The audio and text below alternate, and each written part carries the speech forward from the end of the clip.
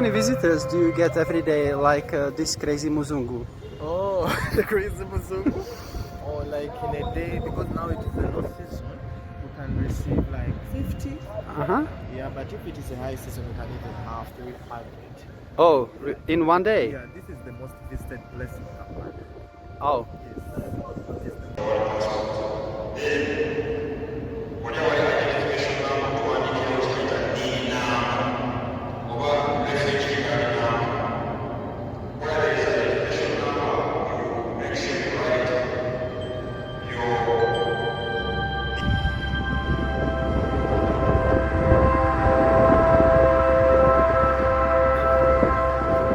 So we are halfway to the top of the National Mosque in the middle of Kampala, which was sponsored by Muammar Gaddafi and finally opened after 20 years long break in year 2006 and 2007.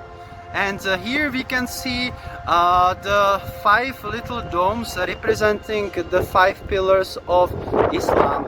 And our knowledgeable guide would like to explain to us what these 5 domes exactly stands for, what it represents.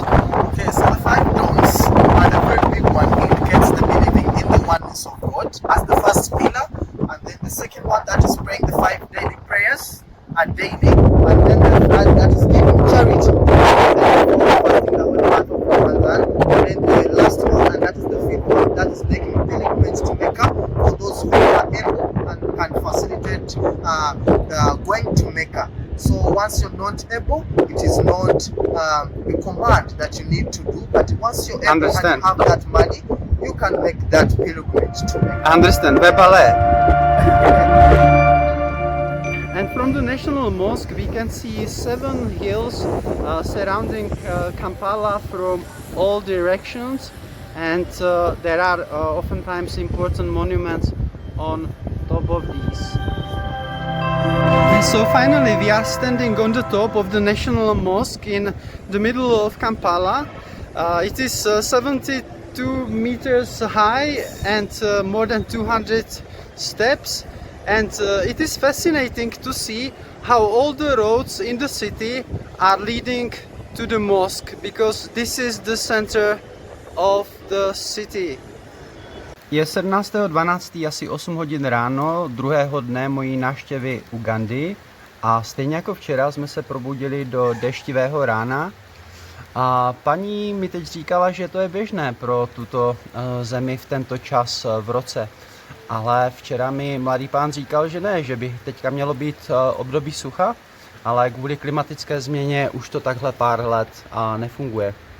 Takže přiznám se, jsem doteď z těch období sucha a období dešťu poněkud zmatený, doteď jsem to nepochopil pořádně. Samozřejmě, když cestuju v Africe, vždycky se snažím cestovat v období sucha, protože v období dešťu je podstatně více komárů a stačí jedno kousnutí a je to malárie, a malárie není sranda. V subsaharské Africe zabije každý rok více než 600 000 lidí. A právě proto všechno mé oblečení je impregnované proti komárům a každý večer se zodpovědně stříkám velmi agresivním repelentem s 50% DEET. A právě proto mě tady strašně rozčiluje tady tahle bathroom.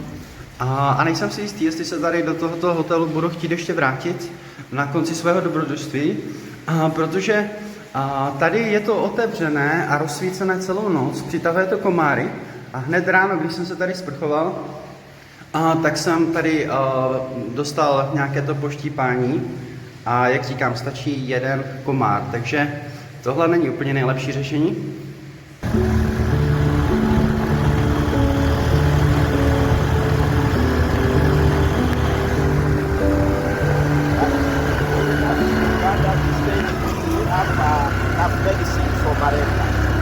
There. In the hospital? I see.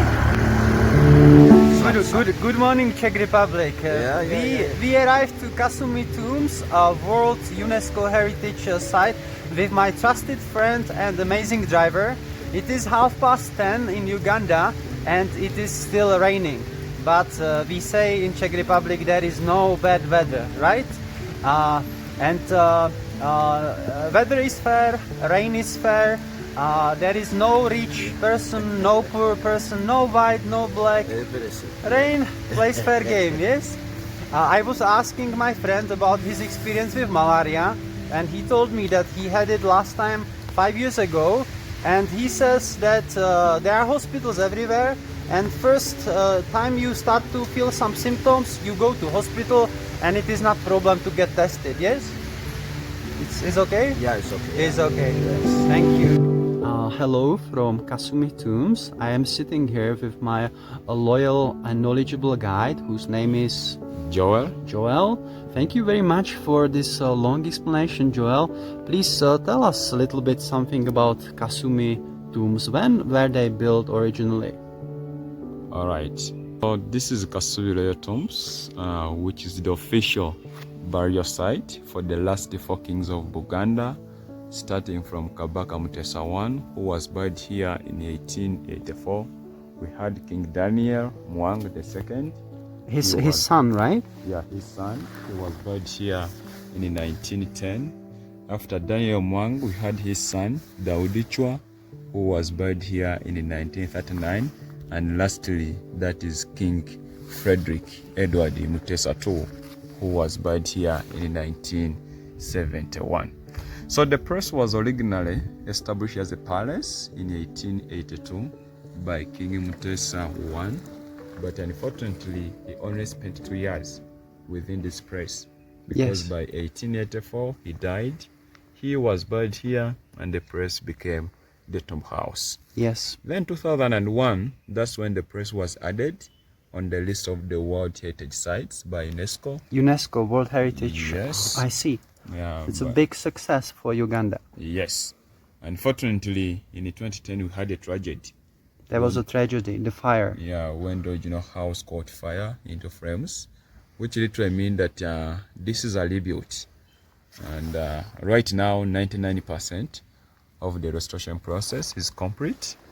And one of the key things which are remaining is to trim off the entrance. Yeah, the entrance. Yes. So One of the original parts remaining, yes? Yes, so they have to trim it off. Yes. Yes. And when the king died, everybody had to abandon this palace, and the palace became the tomb, right? Yeah, because the king automatically get buried within his own palace. Then a new crowned king is mandated to look for a new site Yeah. and establish his own palace. Yes, and you also told me that how many rings did you say that we can see in the construction? Yeah, the house is designed like a basket, which is turned upside down with over 56 rings, Yes. which represents 56 clans. of the 56 kingdom. clans. And you said that it is designed exactly as the basket from the other side. We can Yeah. see it right here. It's the same type of construction in like the a basket. basket turned upside down. Yes. And you also told me that visitors like this crazy Muzungu, they cannot cross this barrier. This is only for family, you said? Yeah, for the members of the royal family, They when do. they happen to come here, then they can cross over and sit next to their grandparents. But I cannot. Yeah, but the rest of the people, even me, I cannot. Even you cannot. Yes. I see. Thank you very much for your comments. I loved it.